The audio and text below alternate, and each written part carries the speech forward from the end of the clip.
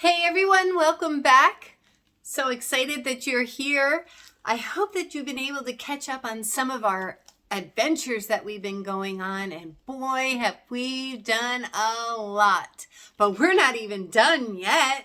And I hope that you're going to like and subscribe so that you can keep coming back and going on these adventures together. So far, we've made slime live. We've read stories about our feelings. We've learned more about cultures. We even celebrated Groundhog Day. Who knew there was so much we could do together? I did, and I'm not done yet. So I hope that you are ready to explore another book today. Now, this one made me feel a little sad for this little grape. He wasn't a sweet little grape anymore. He turned into a sour grape.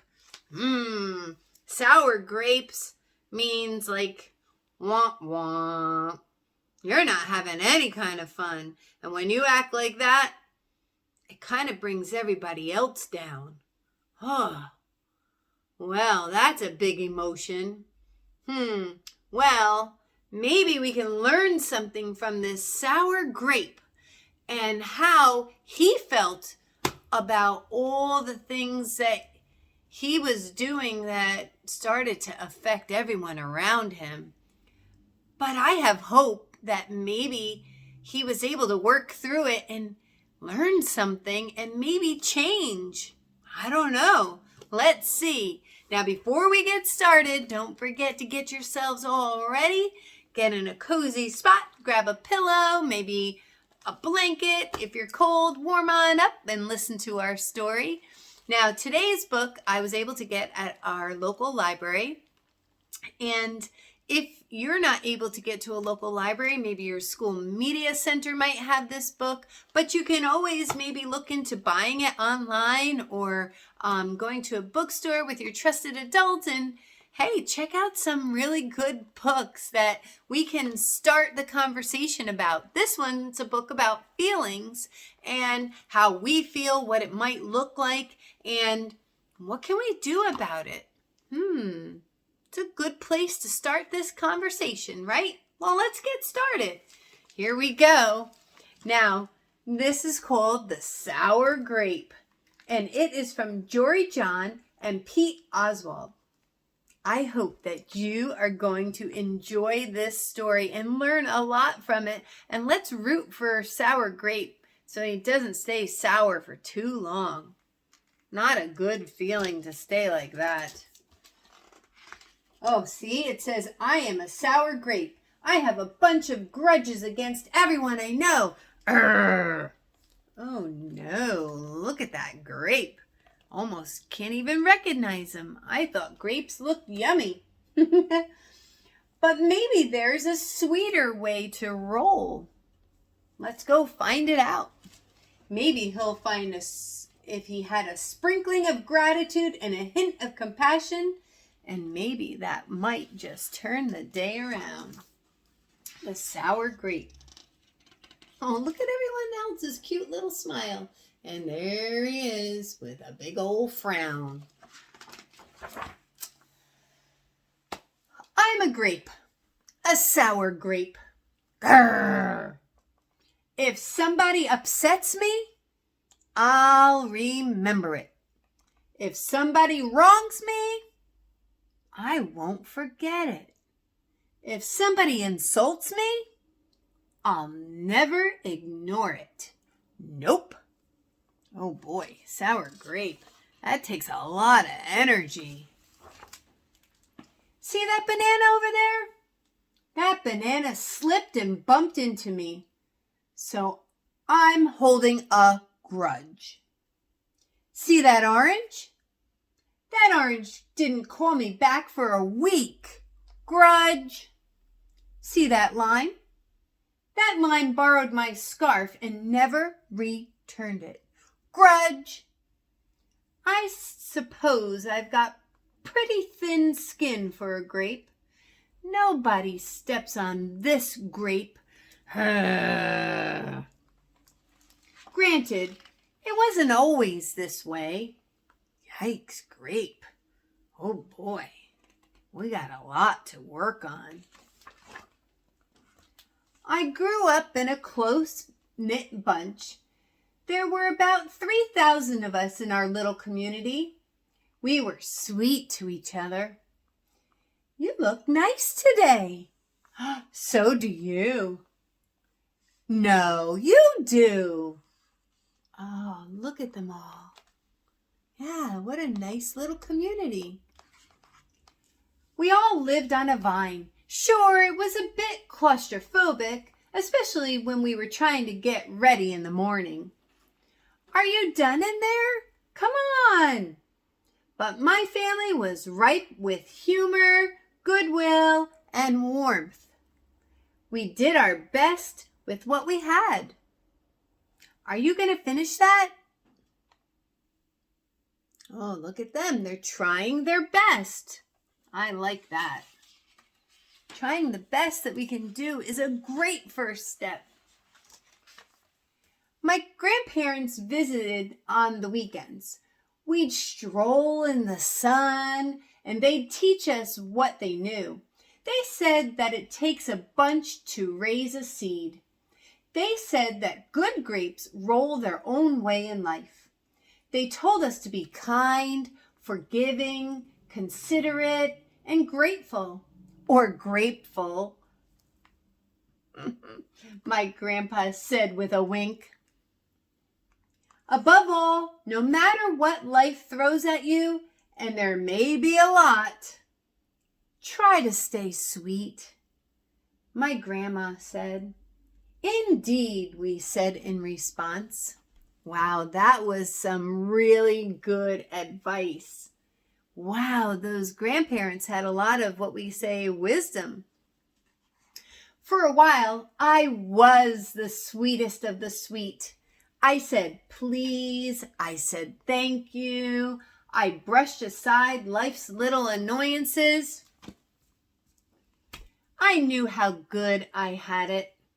So those little things that could get to you, he tried to kind of shake them off, brush them aside, and not let them bother him. Because he knew he really did have it good. Oops! Oh no! He was putting mustard on a hot dog and it squirted out all over him. And here he said, no problem at all. Mistakes happen.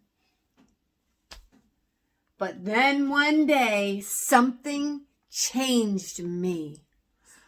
I don't know what it was. What could have changed him? It was my birthday. I had rigorously and vigorously planned a big party for weeks. I'd sent out invitations with the date prominently displayed. Get this. I had a Ferris wheel, a magician, and hay rides. I had snacks upon snacks upon snacks. The highlight of the party, though, was a fireworks display. Wow! Which would happen at sundown. I stood out front and waited for folks to arrive. I had a gigantic smile on my face. I waited. Everybody was a little late, it seemed. No big deal. No big whoop. So I waited. A tumbleweed rolled by. A coyote howled in the distance. Ow! The sun sank behind the hills, and I waited.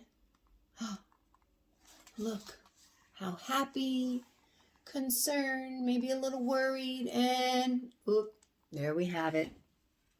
Really sad. Nobody showed up. And I mean nobody. By the time the fireworks show started, with me as the sole spectator, I was scowling. What kind of scowling face can you think of? All kinds, right? They all don't look good, no matter how we want to think about it. He was not feeling very happy. I considered everyone I'd invited, and only one thought came to mind. Grudge, grudge, grudge, grudge, grudge, grudge, grudge, grudge, grudge. Ah. Oh, that hurts my heart. I feel so sad.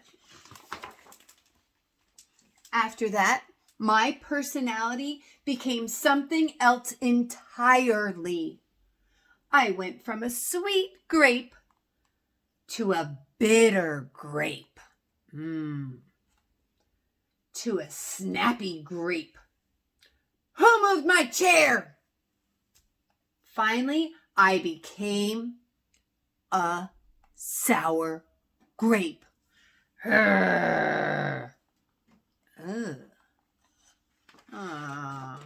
Oh no. I started holding minor grudges that eventually became major grudges.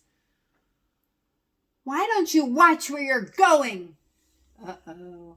I scowled so much that my face got all squishy. You know what?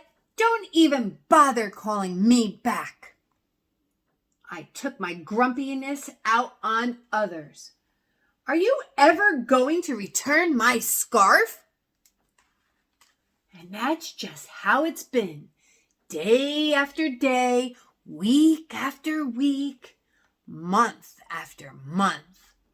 Grudge after grudge. Oh. Ugh. But something happened recently that changed my thinking. Oh, look at him. Just not enjoying things, not enjoying life anymore, huh? Oh, I really hope this something that changed his thinking helped. Don't you? Well, I was getting ready to meet up with my friend Lenny, the only fellow I know who's as sour as I am. Lenny and I usually go to the park, where we sit on a bench and rant about stuff. But just as I was heading out the door, I bumped my knee. Oops. Ouch. Jeez. After I bandaged myself up, I discovered I had a flat tire. Ugh. Then I missed the bus, and the next bus was late. Finally, I got off at the wrong stop. Sheesh. This was not his day.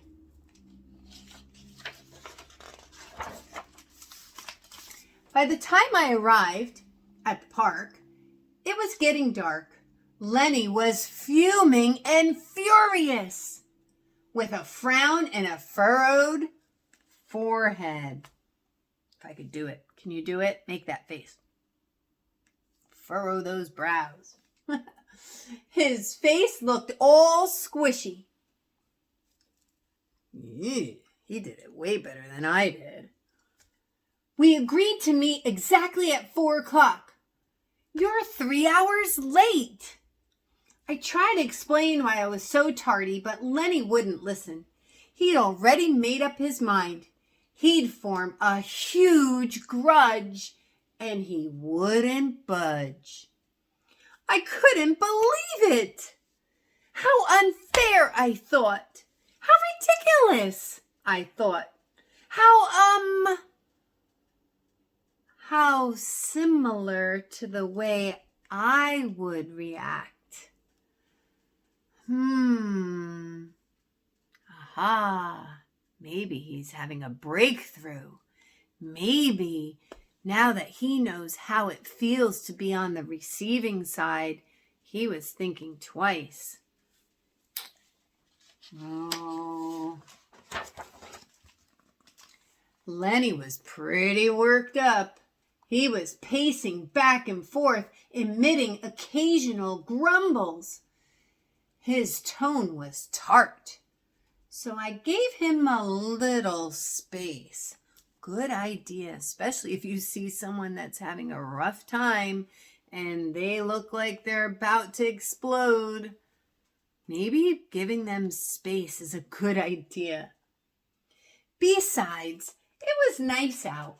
I noticed the sky changing colors, the melodic chirping of the birds, the evening breeze, the buzz of the park's insects coming alive at night.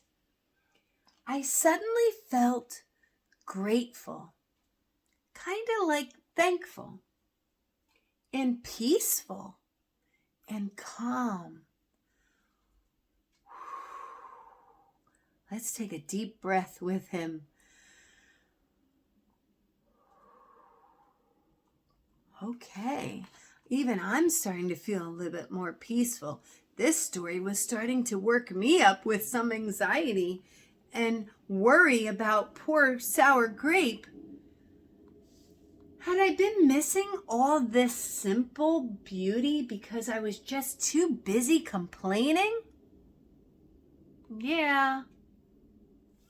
Meanwhile, old Lenny stormed off muttering something about disrespect and lack of consideration.